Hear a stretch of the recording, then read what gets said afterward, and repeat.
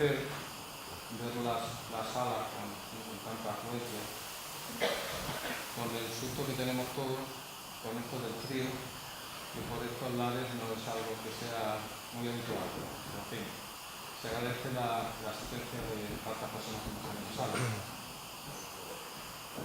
Nos encontramos en la primera conferencia del año del ciclo de conferencias de cultura alimentaria y ciudadanía que la Carta Malacitana organiza conjuntamente con la Ateneo.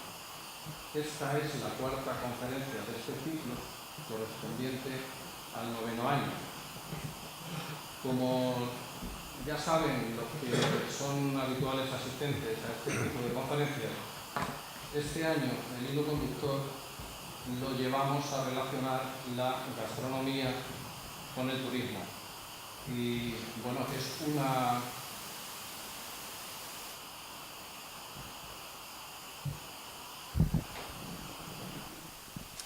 Estas cosas de los micrófonos. Bueno, pues es una línea conductora que pensamos era muy importante por la zona en la que estamos y por cómo a veces la gastronomía se ha convertido ya en un segmento muy importante del sector turístico y hay muchísimos turistas y muchísimas personas de todos los sitios que vienen a Málaga con el objetivo de hacer una degustación de su magnífica cocina. Yo digo que en Málaga de hace algunos años para acá se ha producido una revolución gastronómica importante. Tenemos una selección de restaurantes con mucha fama y con mucho prestigio. Y por ese motivo, en el día de hoy nos ha parecido interesante hablar de los reconocimientos en restaurantes. Alguien puede pensar que estamos dirigiéndonos a la alta gastronomía o al alto poder adquisitivo, pero a veces no es así, no es necesario. Y bueno, pues quería agradecer de manera muy especial por los días en los que estamos la presencia de Fernando Huidobro, que es presidente de la Academia Andaluza de Gastronomía y de Turismo, que se ha desplazado desde Madrid para participar en esta mesa redonda. También de Esperanza Peláez, que es muy conocida en Málaga por su suplemento de Málaga en la Mesa, de Diario Sur, por todas las publicaciones que tiene. Acaba de publicar un libro muy bonito sobre la cocina en los corralones malagueños. Y quiero agradecerle especialmente también a Marcos Chacón, que está con lo que estamos casi todos, con un constipado espectacular, pero ha hecho un esfuerzo muy, muy grande para poder moderar esta mesa en sustitución del que en principio iba a moderar la mesa, que es Fernando Sánchez. Por razones estratégicas también de clima, no ha podido desplazarse hasta Málaga y Marcos, pues evidentemente es una persona de mucho prestigio, muy conocido en Málaga, periodista, locutor de radio, escritor, en fin, que da un perfil muy amplio para moderar esta mesa que tan interesante parece ser. Y bueno, también disculpar a Regina Camacho, que es la coordinadora del ciclo, que está igual que Marcos, pero con algunos golpes de tos y prefería no estar en la mesa con el fin de no interrumpir con esas cosas que son tan latosas de la tos. Bueno, pues después de esta breve presentación, dejo a Marcos para que haga la introducción de la temática de hoy y la presentación de los componentes de la mesa redonda. Muchas gracias.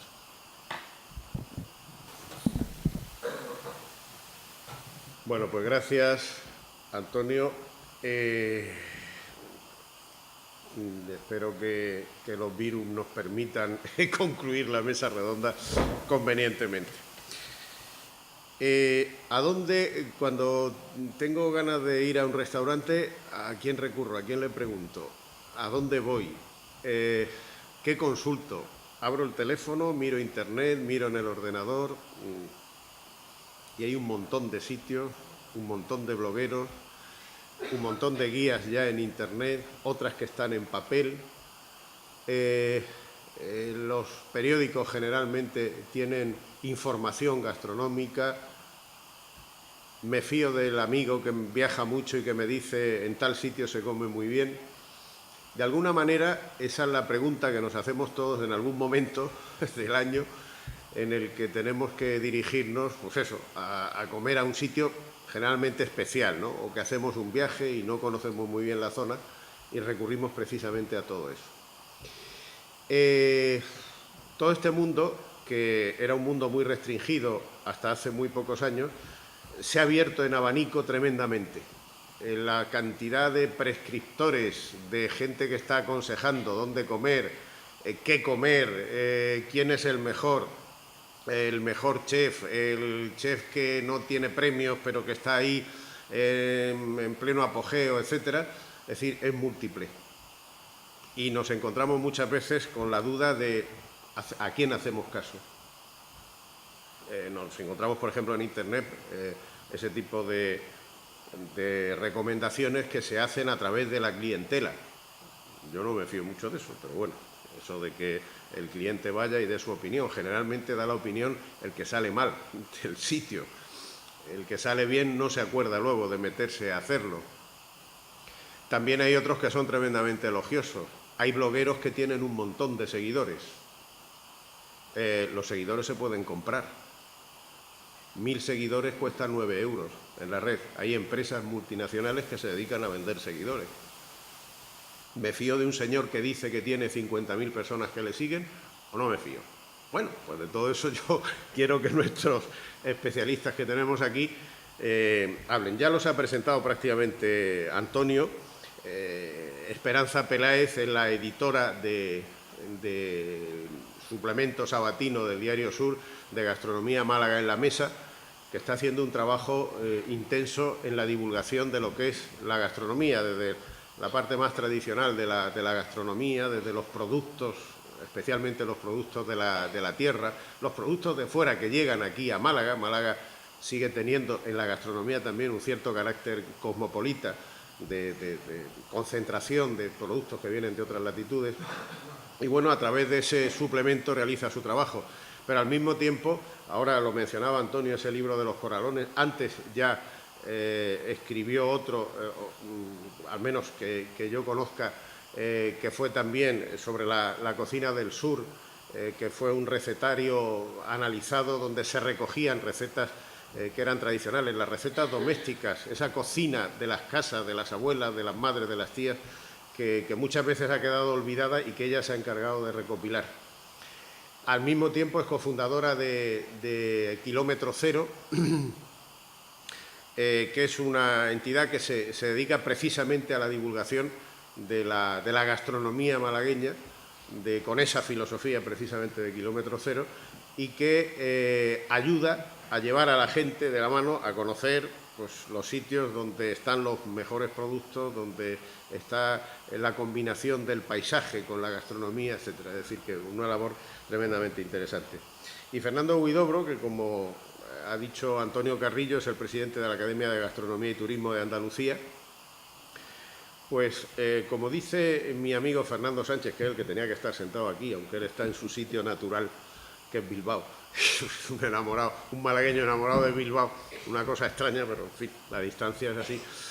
Dice que Fernando Huidobro se dice que la gastronomía, la alta gastronomía, la conocen 4 o 5 personas en España, no es muy comprendida todavía, y Fernando Huidobro es precisamente una de esas personas que entiende, que es capaz de comprender por dónde van los derroteros de esa gastronomía.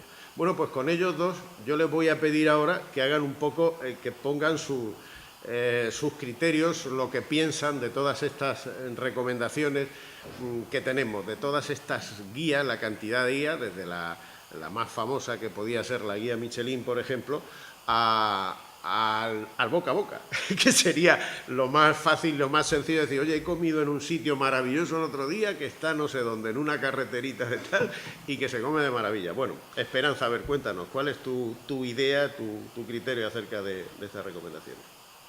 Bueno, el título de la conferencia ya es Distinciones sí. A los restaurantes y el título en sí es tan ambiguo como el tema que tratamos, porque claro, distinciones en realidad son premios, y entrar en una guía como la Michelin, por ejemplo, pues supone a todos los efectos un premio que tiene mucha menos repercusión, quizá por lo menos en España, a efectos de visitas que puedas recibir, que también las tiene, que a otros niveles pues de apoyo, de inversores, de patrocinio, fama, etcétera, etcétera.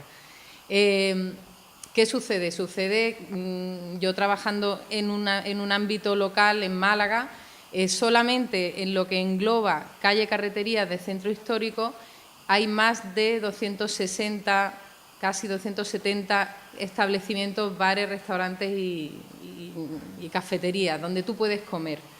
Entonces, es una verdadera jungla. Es decir, nosotros, por ejemplo, en Málaga en la Mesa tenemos una sección de reseñas que es semanal, que no se distingue, y ahí hay otro problema en las guías, de una parte que es pagada, que es la guía de restaurantes, donde aparecen restaurantes que pagan por aparecer, y prácticamente no damos abasto a ir dando novedades, y luego aparte está la crítica. Entonces, partiendo de lo local, entramos en un ámbito donde hay muchísimas clases de guías, tipos de guías, que están las guías donde tú pagas por aparecer y tienen una cierta repercusión, la tienen, y algunas están muy bien hechas y tal, pero el cliente o el receptor último no está informado de que esa guía es de pago.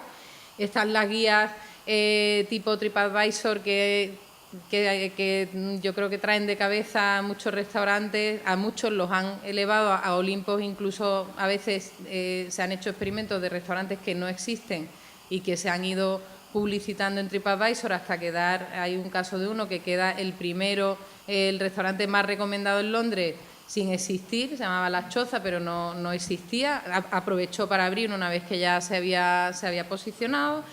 Guías realizadas por profesionales, siempre también muy, bueno, pues todas las opiniones son subjetivas.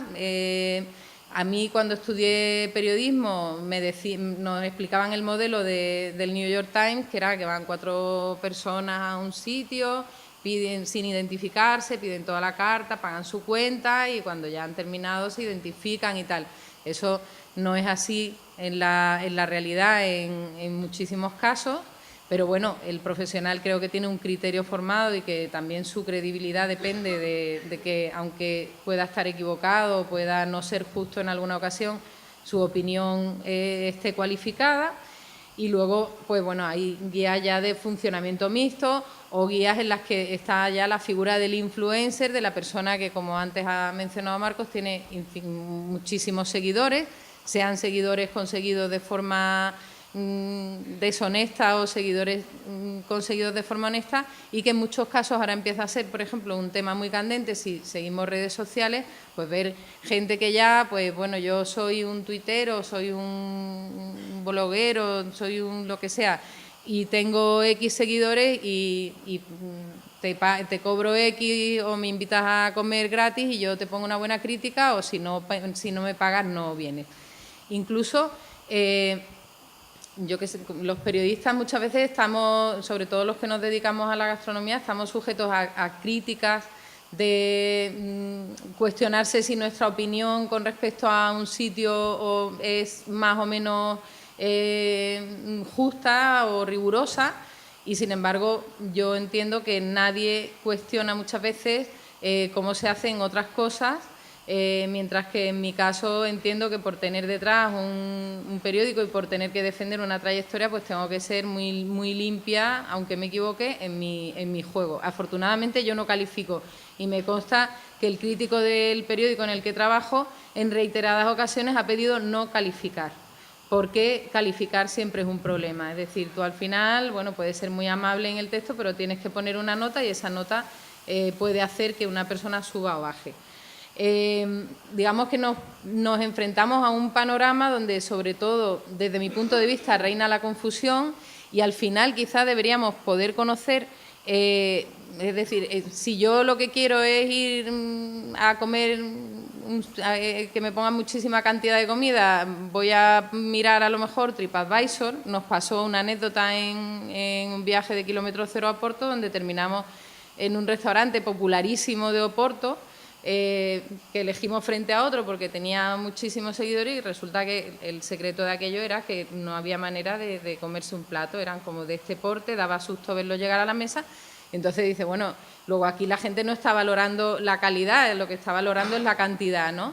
Mientras que Michelin, por ejemplo, bueno, para mí Michelin tiene el valor que tiene, es decir, Michelin, que su propio libro de estilo, lo que tienen ellos publicado en su página con respecto a cómo se hace la guía, parte pues de unos inspectores que son profesionales, que van de forma anónima, que pagan su cuenta, que, bueno, deciden visitar un sitio cuando ese sitio adquiere ya una cierta notoriedad o un cierto prestigio, pero según ellos aplican siempre exactamente los mismos criterios. Entiendo que esos criterios que no explican pasan por que se valora la calidad de la comida, que el sitio y el servicio sean acordes, que todas las instalaciones estén bien, que la vajilla esté bien, pero al final en España, por ejemplo, Michelin valora un tipo de cocina y me parece bien, es decir, hay muchos chefs en España que si no tuvieran ese soporte no hubieran podido llegar a sostener el tipo de cocina que hacen, y normalmente hay gente que se arriesga y que hace propuestas nuevas,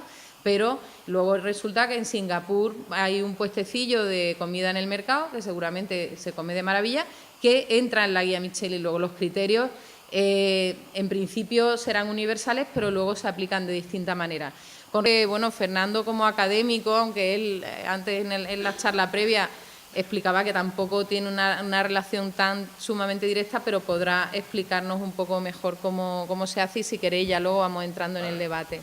Vamos a que Fernando nos cuente un poco, aparte de si quiere nos cuente un poco cómo puede ser el funcionamiento, ¿no?, de esta guía, sobre todo. Bueno, hola, buenas tardes a todos. Esto lo ponemos hacia acá, ¿no? Ese es el de grabación. Ese es el de grabación. Bueno, nosotros, digo desde la academia, nosotros nos llamamos Academia de Andaluza de Gastronomía y de Turismo.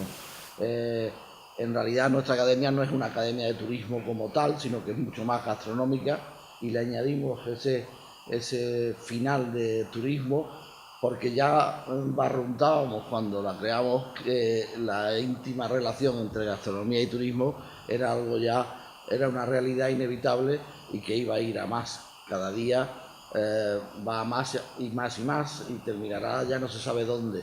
Quizá incluso tirando piedras sobre mi propio tejado, yo diría que la gastronomía está abarcando ya demasiadas cosas. Incluso la palabra gastronomía hoy día, su significado es nuevo, y es un significado que hemos inventado en España. La palabra gastronomía hasta hace 5 años no implicaba ni afectaba a tantos sectores como hoy día afecta.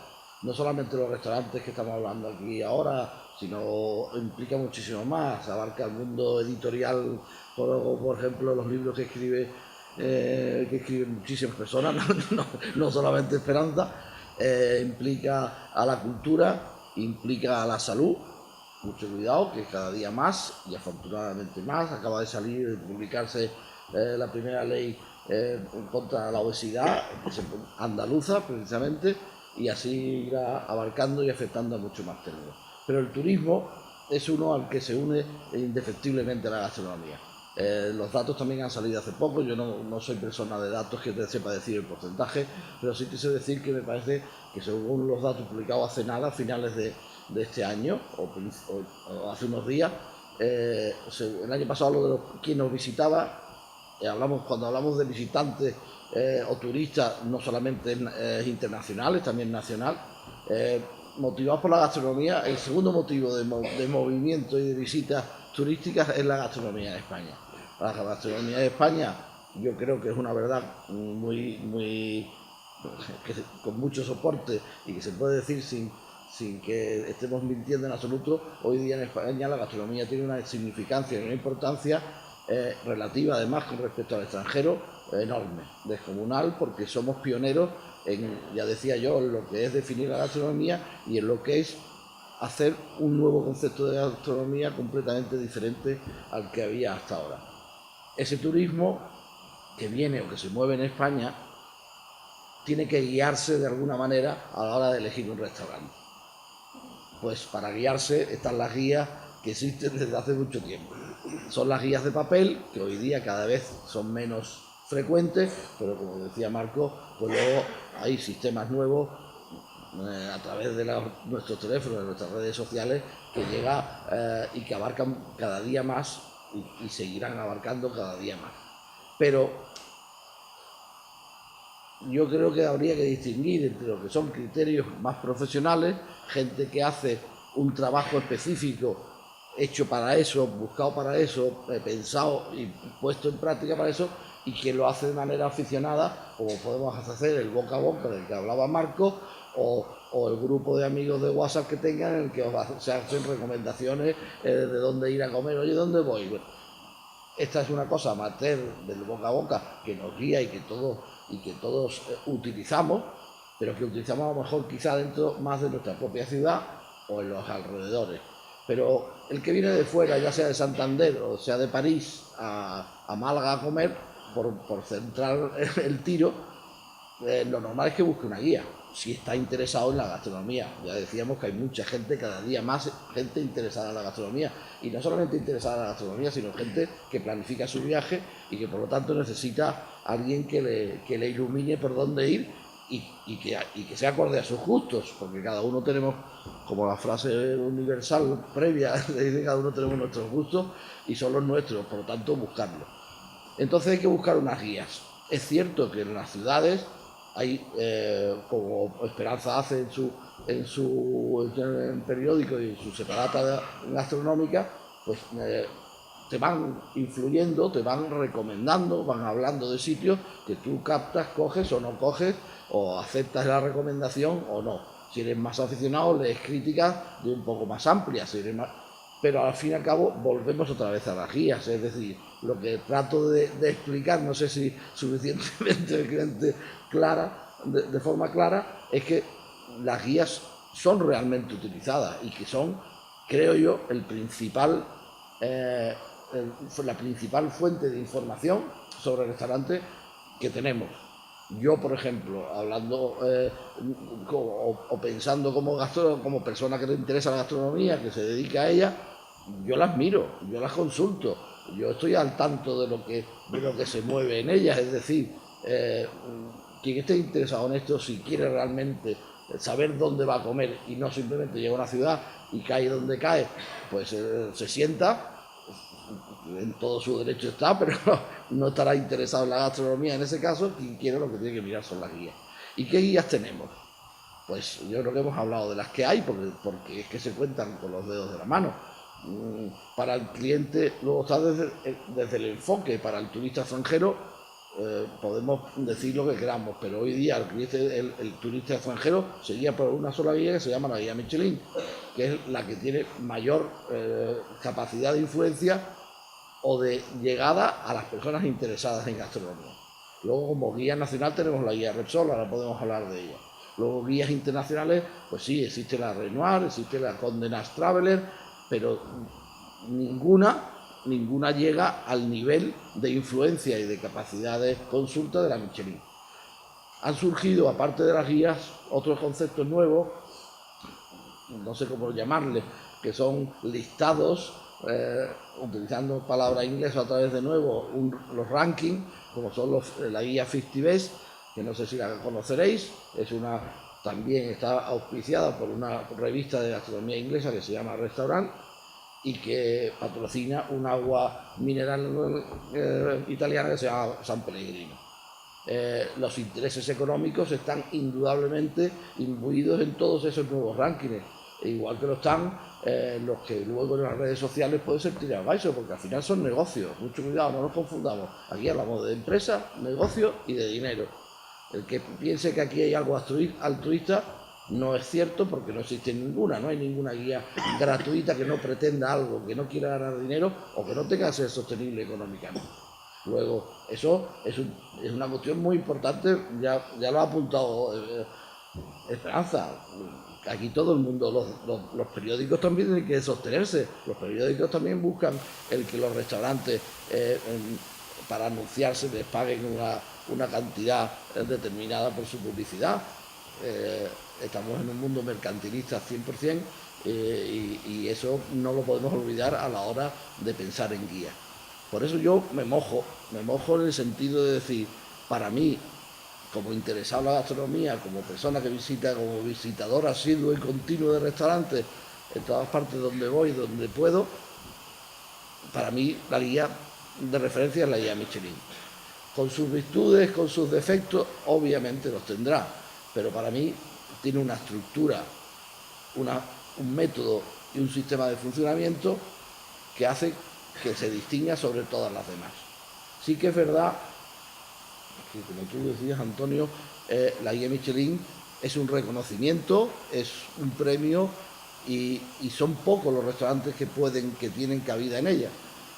Pero recuerdo que hay los premiados con las estrellas, 1, 2 y 3, luego está la categoría de Vin Gourmand, que es una categoría en la que teóricamente comer un entrante, un plato y un postre te tiene que costar, no debe pasar de 35 euros, sin vino, y luego están una serie de restaurantes que aparecen en la guía, pero que no tiene, que la distinción es aparecer en la guía sin que se le dé ningún calificativo. ¿Estamos hablando de buenos restaurantes? Sí, estamos hablando de buenos restaurantes con precios un poquito por encima de un precio normal. Las guías, os recuerdo que todas las guías turísticas tienen un apartado de gastronomía, pero muy cortito, muy breve y con muy poquita información. ¿Que siguen esas guías de viaje, que son guías de viaje que todos tienen su apartado? Pues no tienen criterio, no están hechos por expertos que recorren los sitios para conocerlos, calibrarlos y finalmente eligen a uno. Existe una falta absoluta de criterio. Por eso yo me inclino por decir que la única que tiene un verdadero criterio, aunque sea amplio, aunque sea distinto por países, como muy bien decía Esperanza, pero por lo menos tiene una estructura en la que hay una serie de profesionales a los que se les paga, que van a los sitios, que pagan su factura, que pagan su cuenta, que se llevan su factura, cosa fundamental en Michelin. Sin factura no existe por capacidad de calificación de restaurantes, siempre pagan, y que se interesan y que tienen unas tablas de valoración que encima luego ponen en común entre todos los inspectores. Ya con eso solo, con esos pequeños datos, no creo que exista ninguna otra guía que tenga esa capacidad. Yo me paro ahí, porque si no me enrollo, y tú entramos en un coloquio que os apetezca. Enseguida vamos a dar paso al público. Vamos con el micro volantero.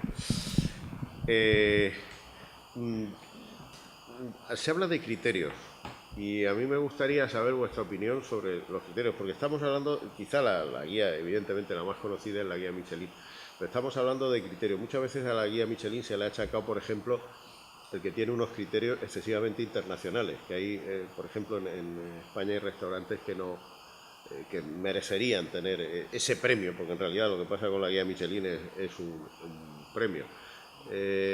Algún premiado me dijo en cierta ocasión que una estrella en Michelin suponía en torno a un 25 o un 30% de incremento de facturación en un negocio, con lo cual es un premio. Luego viene la segunda parte. No sé qué pensáis vosotros sobre ese criterio. Esperanza, es decir, es una guía excesivamente internacional. Habría que tener alguna contraguía a la guía Michelin más nacional, valorando mucho más el producto de la tierra. Hombre, yo pienso que, y eso cada año antes de la salida de la guía, pues hay quinielas de todo tipo, entonces cada uno da su opinión sobre restaurantes que cree que deberían estar o que no. En principio, a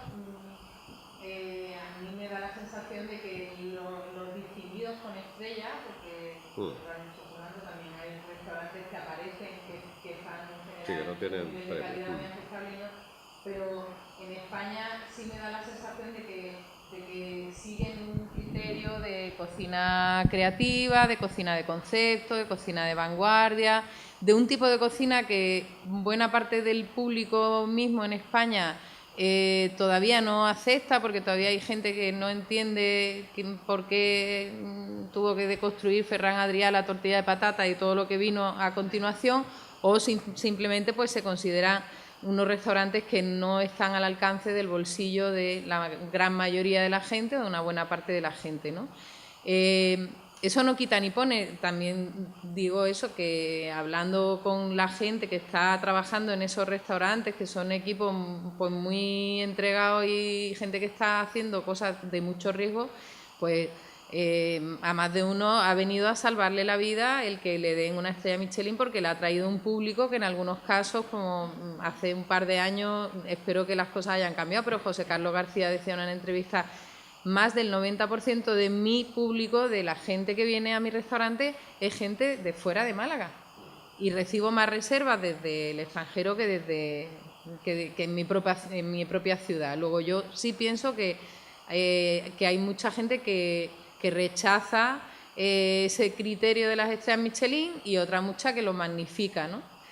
Que hay gente que podría estar y no está, incluso gente que su concepto es una recuperación muy digna de la cocina tradicional en Málaga, en la provincia de Málaga, se me ocurren 2 o 3 que podrían tenerla y no la tienen. Pero al final es el criterio de una gente que también, como decía Fernando, es gente cualificada, con un método de trabajo y que, bueno, que emite su juicio, que no es un juicio que tenga que ser válido para todo el mundo, exactamente. Se habla, Fernando, de esa valoración que tiene una tendencia a lo que es la vanguardia. ¿Hay algún tipo de reacción en este momento a esa cocina de vanguardia, con el establecimiento de criterios más, no diría más convencionales, pero sí más tradicionales? A ver, sí hay reacción, pero yo creo que hay que puntualizar un poquito esa cuestión.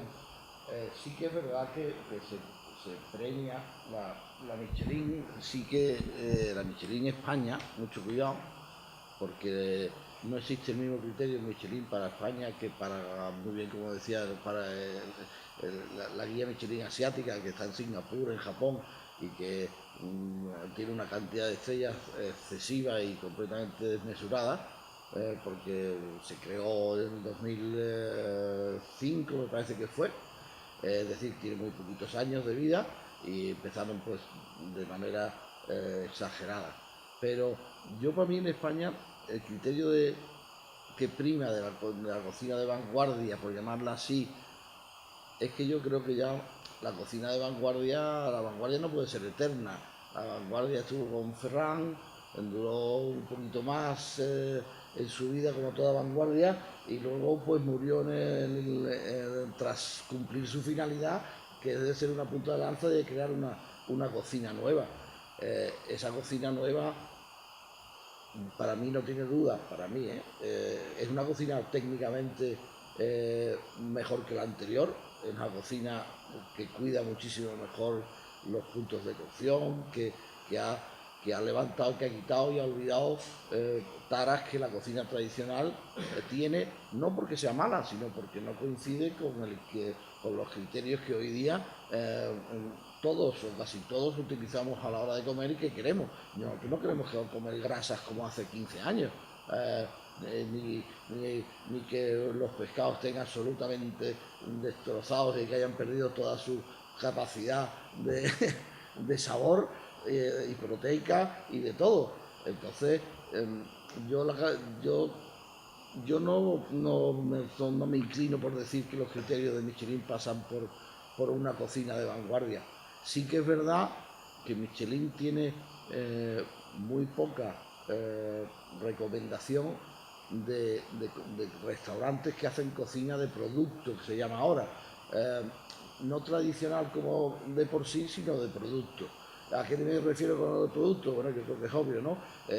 Pues el típico en Málaga, el ejemplo, pues puede ser cualquier restaurante de los nuestros típicos, de pescado, de pescadito, de marisco o marisquería, que son restaurantes que se preocupan por obtener un producto si nos vamos a los buenos de alta calidad, que son capaces de pagarlo, que saben cocerlo bien, que saben hacerlo bien a la plancha, que tienen un pescado extraordinario, etcétera, etcétera, etcétera. Y ese apartado sí que yo creo que está un poquito olvidado en la guía Michelin. Pero el criterio que ellos aplican, ellos se supone que ponen todo el énfasis en la cocina, dicen que priman la calidad de la cocina, la técnica a la hora de cocinar, y que eso prima sobre la sala, sobre la ubicación y el lugar y la edificación donde están, sobre la decoración, sobre incluso el servicio, aunque es una parte importantísima, la bodega. Todo eso son valoraciones que el inspector de Michelin hace y se lleva anotada y hace su correspondiente informe, que luego pasa al grupo de inspectores, que no son muchos. En España son 12 inspectores, no creamos que hay 30, porque otra cuestión importantísima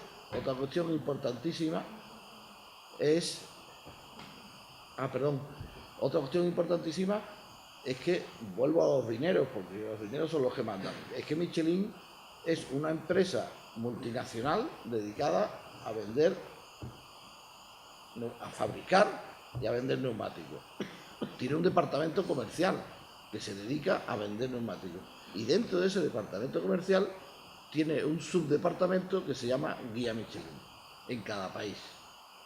La Guía Michelin tiene una directora comercial aquí, que resulta que es malagueña, y luego tiene un grupo de inspectores independientes que se reúnen, que hacen pero que tienen costes de edición del libro, el papel, la editora, los sueldos de los inspectores, etcétera, etcétera, etcétera, los gastos de desplazamiento. Estos señores comen 250, una media de 250 comidas al año en restaurantes, y duermen en unos 160 hoteles, porque también valoran hoteles. Todo eso tiene un coste, es decir, eso hay que pagarlo, eso hay que subvencionarlo, soportarlo, mejor dicho, subvencionarlo no. Al final volvemos a lo que no quiero que olvidéis, que es que todo esto es un negocio, es un dinero, y que Michelin no va a soportar una guía que dé pérdida, ¿no entendéis? Luego tiene que buscar un retorno, y dentro de eso pues se organizan como mejor pueden, pero yo sigo diciendo que estos son los únicos que están organizados de manera seria frente a los demás, que hay un oscurantismo absoluto y un desconocimiento total de quién, cómo, por qué y de qué forma se conforman las otras guías. Por eso intento defender esa frente a los demás, no por otro motivo. Dos cuestiones antes de dar paso al público. Una primera, ¿creéis que las guías, ya no hablo solo de la Michelin, sino las guías han marcado un poco la ruta de muchas cocinas, de muchos cocineros en España? Sí, hablamos de cocinar, ahora si queréis podemos entrar en lo que es la distinción, porque la distinción es por el restaurante, no es al cocinero. Es decir, no hay nadie en el mundo, yo lo digo siempre, nadie en el mundo que tenga una estrella Michelin, la tiene el restaurante. Es decir, o cambia el nombre así, vale. Pero en puridad es así, luego ya podemos entrar en matices, Fernando.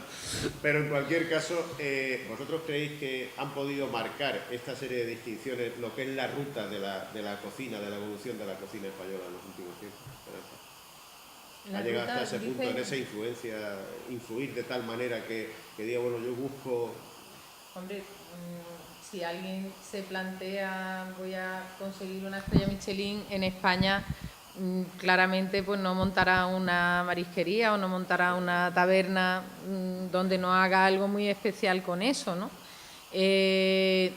No sé si tanto marcar el rumbo, pero desde luego la popularidad que alcanzan los chefs, ¿sabes? Por ejemplo, yo me quedo cuando veo Masterchef y veo a los niños y aparece un cocinero con 2 estrellas Michelin y los niños es como si en la mejor época de los Beatles se desmayan y esas cosas, pues obviamente eso tiene que influir, ¿no? Y eso no pasa si está en los 50 mejores restaurantes, en la Pellegrino o en cualquier otra.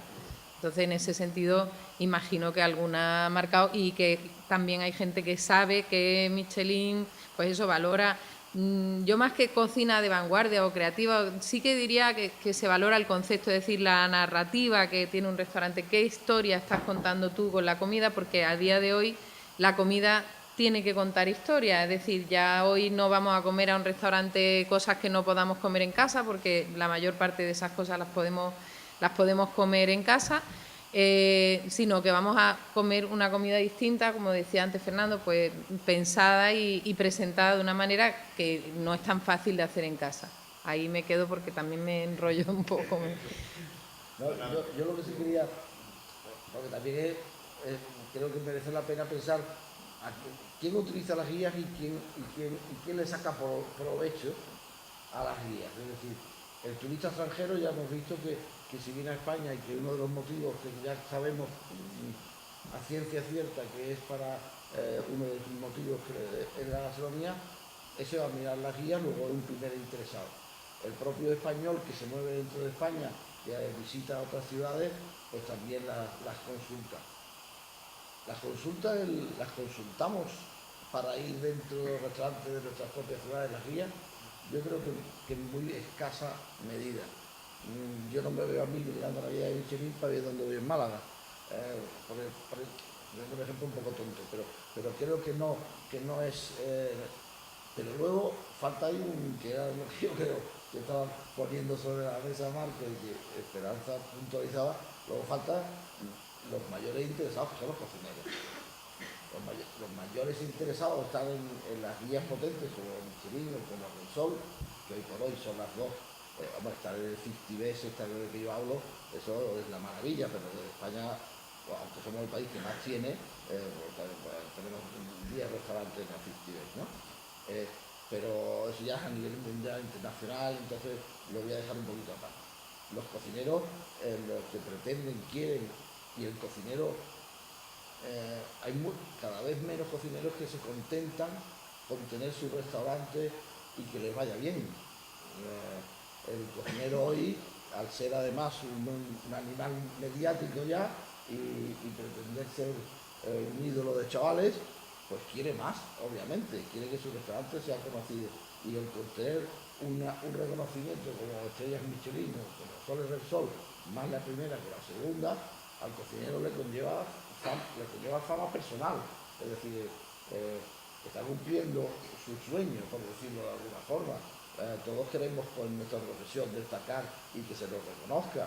Está consiguiendo que sus compañeros cocineros lo miren con admiración porque ha conseguido algo que otros muchos no, que muy pocos tienen y otros muchos no tienen. Está consiguiendo mayor número de comensales. Está consiguiendo mayor cifra de ventas. Está consiguiendo poder vender, si quiere, a mayor precio. Está consiguiendo ser conocido. Está consiguiendo que las administraciones le presten atención cuando de repente hay que nombrar a alguien y cada día las administraciones de la política nombran más a cocineros y al mundo de la gastronomía, pues se refieren a ellos porque están distinguidos en el cuadro de honor. Luego, el cocinero está no interesado, sino interesadísimo en conseguir la estrella del Michelin y de hecho, pues cuando se celebra la gala Michelin, pues tú ves que quienes están allí, los cocineros que están allí, pues están bien gordotes y bien eufóricos y bien contentos de verse allí, de subir al escenario, de que le entreguen una chaquetita con las 2 estrellas o con las 3, ya no te quiero ni contar, pero claro que es el cocinero la figura central de este mundo de la gastronomía hoy día, sin lugar a dudas, y bueno, lo que decía Esperanza, es que son ídolos del rock, ni más ni menos, exactamente equiparables. Hoy día, pues a lo mejor incluso algunos de ellos, a lo mejor incluso más. Luego, por tanto, las guías sirven muchísimo a la distinción profesional que le da un prestigio que a lo mejor en otros sectores de cualquier otro índole, hombre, en todos existen premios más o menos, pero no son tan mediáticos como este. ¿No se me oye? Pues es que me retiro demasiado. Y ese yo creo que era lo que tú estabas diciendo. Oye, los cocineros ambicionan una barbaridad eso. Y el cocinero que hoy sale de una escuela y que empieza a trabajar como un negro, mucho cuidado, otra cuestión que no nos olvidemos, que hablamos de cocinero de la parte bonita, pero hay muy pocas profesiones tan duras como, y no estoy exagerando, en mi opinión no estoy exagerando, como ejercer de cocinero de verdad y como trabajar para llegar a conseguir una estrella Michelin, 2 estrellas Michelin o lo que quiera. Eso es durísimo, eso es un no parar horas, no hablo de horas, porque es que duermen 3, 4 o 5 horas, es que es un esfuerzo muy grande. Y claro, esa gente que se le ocurra de esa manera, que quiere llegar a ser lo mejor que pueda dentro de su profesión, lo que quiere es un reconocimiento como una estrella Michelin, y cuando se lo dan, pues realmente se siente muy satisfecho. Y otra cuestión, antes de pasar a que intervengan los asistentes, es, saliéndonos un poco del tema de la guía, el nivel de influencia que pueden tener los medios de comunicación. Esperanza, que en ese terreno tú eres la especialista aquí. Es decir, ¿se tiene realmente, sirve para influir de alguna manera? ¿Dicen los medios de comunicación o la guía Michelin a través de los medios de comunicación? Los medios de comunicación. Dejemos la guía un poquito. Hombre, La persona, el prescriptor que escribe en un medio, ya sabemos que hay 4 o 5 en España que son seguidos, pero bueno, en el caso, por ejemplo, de aquí, de Málaga, en tu caso. Sí, claro que sí. El retorno en una publicación como Sur se nota, y yo creo que eso es un motivo extra para actuar con una responsabilidad, ¿no? A la hora de valorar, por supuesto que sí. Es más, te iba a decir, la guía Michelin a través de los medios, es que claro, es un altavoz, porque también hay una cosa, en realidad, el periodista gastronómico, que yo creo que debería ser un descubridor a lo mejor de nuevos valores o de cosas nuevas, pero al final ocurre que tampoco a lo mejor como gremio tenemos tanto criterio, entonces una estrella Michelin pesa muchísimo. Y alguna distinción que venga, al final terminamos muchas veces haciéndonos eco de esas cosas, que es lo que habría que preguntarse. Es decir, Michelin está encantada y tiene todo, ha encontrado, aunque le cueste dinero, un medio fantástico para estar en boca de todo el mundo. No sé si luego venderán tantos neumáticos, pero hoy día los medios son importantes, y creo que las redes sociales también pueden hacer mucho daño, ¿no? Aquí además he visto que en el público hay restauradores y quizás sería interesante escuchar su opinión. Yo ahí a eso quería añadir que claro, hablamos de los medios, hablamos de influencers, hablamos de blogueros, pero tampoco, me parece que estoy asociado con el dinero, cosa que es cierto, lo que gustamos todos, pero es que hoy día ser crítico gastronómico cuesta muchísimo dinero. A ver si también es una cuestión muy importante. Es decir, si tú no tienes detrás, en España, ¿a quién le pagan por ir a comer? A los inspectores de Michelin, que son 12. Al crítico del país, José Carlos Capel, a don Carlos Maribola de ABC,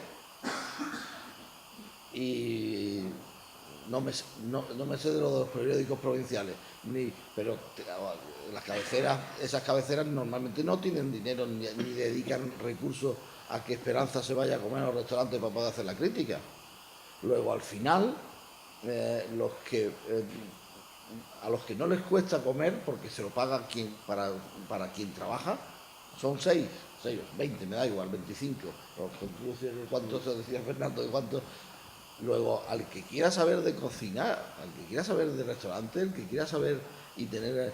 Porque la única manera, desde mi punto de vista, de saber de esto es comiendo. Aquí se aprende comiendo, yendo a restaurantes, es la manera en que uno tiene capacidad de tener un criterio, puede decir que tiene un criterio gastronómico amplio o suficiente como para hacer una crítica.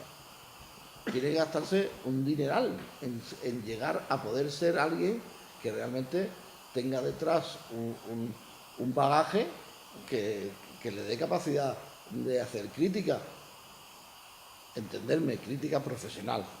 Todos somos capaces de hacer crítica porque afortunadamente la comida es algo que todos hacemos todos los días, todos tenemos nuestros gustos y hacer una crítica entre nosotros o para que uno quiera, pues no solamente es que deba ser así, sino que tenemos el derecho ineludible de poder así y de opinar eso. Por eso yo a estos procesos a veces le he llamado, cuando en coloquios o en escrito, le he llamado la futbolización de la gastronomía, porque está pasando lo mismo, es decir, todo el mundo dice, pues yo, joder, este defensa porque está aquí, porque no la cambia y ha puesto a Menganito que estaría haciendo mucho mejor.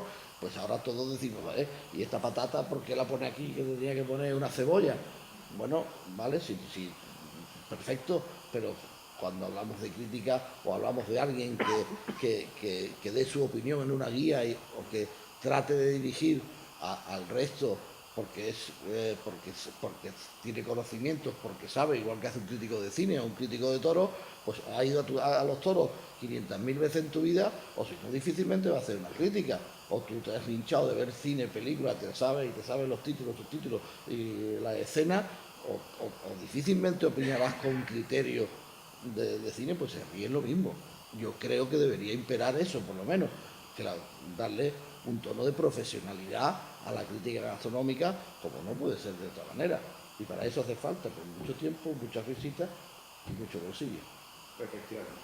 Bueno, pues vamos a ver, porque Esperanza aludía que efectivamente tenemos aquí a restauradores, nos gustaría oír su opinión, nos gustaría oír sus criterios, que se pongan, que ratifiquen lo que hemos dicho aquí. A ver, ¿quién quiere romper el hielo de las intervenciones? Poco hielo. Poco hielo, ¿eh? Poco hielo, se quiere romper, debe ser que el frío...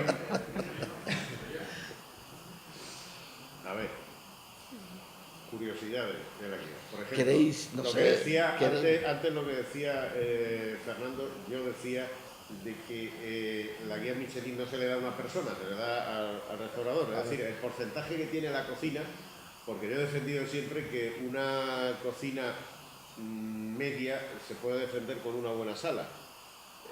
Para mí la sala es muy importante en muchas ocasiones, ¿no? Hay muy buenas cocinas en las que la sala rompe precisamente la calidad, ¿no? Sí, que no sé si estáis de acuerdo con eso, Esperanza. Sí, totalmente. Es como si equiparamos la estrella Michelin a una medalla olímpica, pues bueno, que no sería tanto, pero por lo menos como ir a una olimpiada siempre hay un equipo que consigue que una persona brille, la cara que se ve es la del cocinero, pero obviamente si no tiene un buen equipo que lo rodee, pues va al desastre. Ya hablar del estado de la sala, que merecería un coloquio per se, sería apartarse un poco del tema.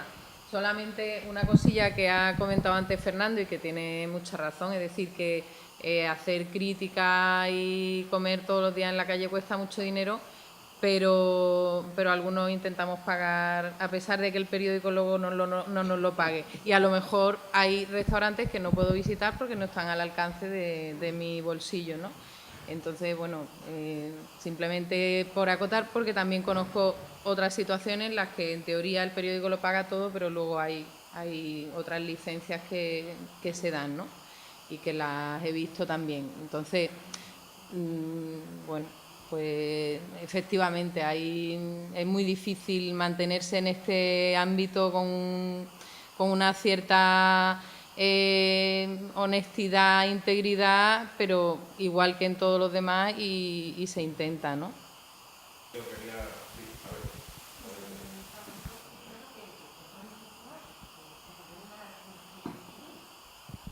ver. Que cuesta mucho que te concedan una estrella Michelin. Sí, tú ten en cuenta que hay restaurantes con una estrella Michelin entre España y Portugal, porque la guía española es tanto para España como para Portugal, la península ibérica. Hay 177 restaurantes con una estrella Michelin. Hacía una pregunta y hacía una reflexión muy interesante de hacia dónde va, y precisamente lo que acaba de comentar Esperanza está reflejado en este artículo, en esta opinión que que refleja aquí precisamente la carencia de medios, que es lo que hemos puesto de manifiesto aquí. Es decir, sí es cierto que hay una guía Michelin, sí es cierto que hay un periodismo gastronómico, pero sí es cierto también que faltan medios, porque esto es caro y al fin y al cabo, como decía muy bien Fernando y lo he repetido varias veces, esto se trata de negocios y los negocios tienen que salir adelante. Así que bueno, espero que haya servido para aclarar un poco los conceptos que se tienen sobre las guías y sobre las recomendaciones. Muchas gracias.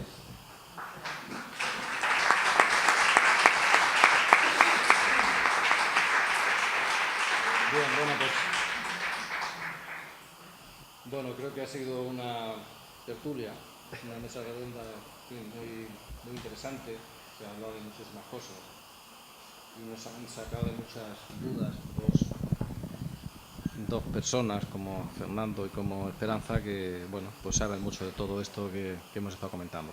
Como es tradicional, al finalizar cada conferencia, desde la Carta Malacitana ofrecemos una degustación de un producto local y de una copa de vino. En el día de hoy, como estamos ya con el aceite nuevo, pues la Almazara 100 Caños de Villanueva del Trabuco nos ha ofrecido generosamente una degustación de su aceite verde, y Bodegas Dimove de Moclinejo, Juan Muñoz, pues también nos ha ofrecido una degustación de una copa de vino blanco, Lagar de Cabrera, que es de uva moscatel y es un vino seco.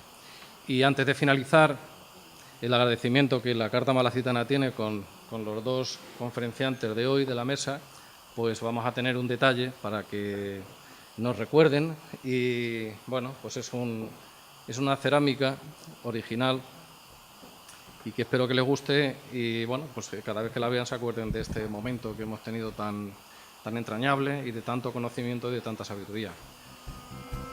Muchas gracias.